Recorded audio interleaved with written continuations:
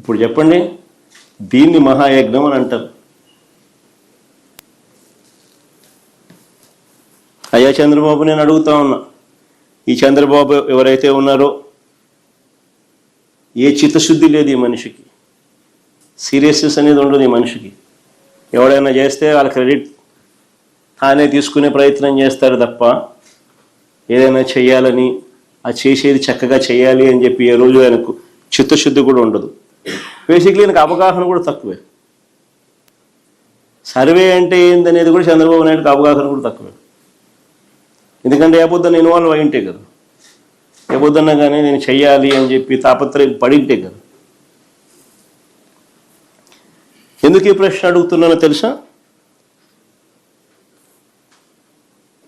అసలు సర్వే అన్నది సర్వేరాలు లేకుండా అసలు ఎలా పూర్తయినట్లు? సింపుల్ క్వశ్చన్ నేను అడుగుతా ఉన్నా. అసలు సర్వే అన్నది సర్వేరాలు లేకుండా అసలు సర్వే ఎలా పూర్తయినట్టు? ఈ పెద్ద మనిషి అంటాడు, సర్వేరాలను కొన్ని కోట్ల సర్వేరాలను తరలించినారు, గ్రామాలకు చేయించి తరలించినారు అని అంటాడు. బుద్ధి లేకుండా, జ్ఞానం లేకుండా, అవగాహన లేకుండా. అసలు సర్వే అనేది సర్వేరాలు లేకుండా అసలు ఎలా పూర్తయినట్టు? ఏ రైతుకైనా, ఏ భూ యజమానికైనా సరిహద్దులు తెలియజేసే ఈ రాళ్లను పాతితేనే కదా సర్వే పూర్తయినట్టు. అంతేనా కదా? ఆ భూమిలో సర్వే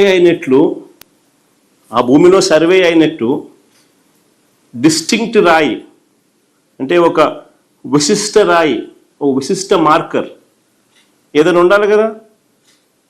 అయితే ఏ రాయి పడితే ఆ రాయి పెట్టేసి ఇదే సర్వే రాయి అని చెప్పి ఇంకా అనడం మొదలు పెడితే ఇంకా దానికి బౌండరీస్ ఏం ఫిక్స్ అవుతాయి? లేదంటే ఏ రాయి పడితే ఆ రాయిని చూపిస్తూ అదే ఆ సర్వే రాయి అని చెప్పి అనడం మొదలు పెడితే మళ్ళా కథ మొదటికి రాదా? అంతే కదా. సో సర్వే రాళ్ళు అనేది ఒక డిస్టింక్ట్ రాయిగా ఉండాలా, డిస్టింక్ట్ మార్కర్గా ఉండాలా.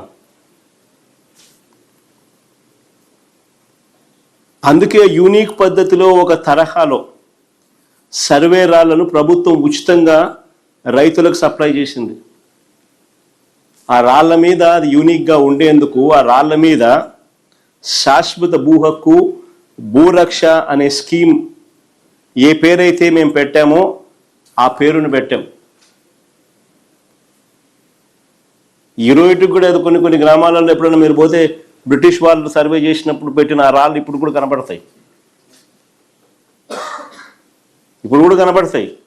ఎవరైనా గ్రామంలో ఇంకా పరిచయాలు ఉన్న వాళ్ళు, ఎప్పుడైనా ఊర్లోకి పోయే కార్యక్రమం ఎవరైనా చేసేవాళ్ళు ఎవరైనా ఉంటే మేము ఈ గ్రామాలకు ఎప్పుడైనా మీరు పోతే ఈ రోజుకి కూడా కనపడతాయి.